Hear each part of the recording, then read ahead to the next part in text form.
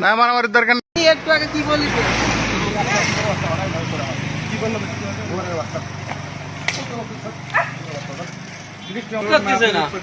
সম্পর্কে জানি না। তো এই তেল তো আপনি দেন নাকি বলে? আমি গ্যারেজে যেহেতু কাজ করি, আমি দোকান আছে, আমি গ্যারেজও কাজ করি, তাই বাইরে বিপদে পড়িতে তেল লাগবে।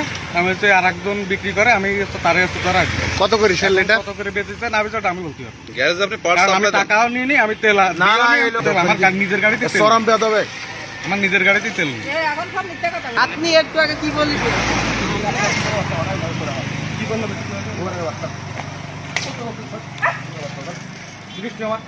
না মারামারির দরকার নেই।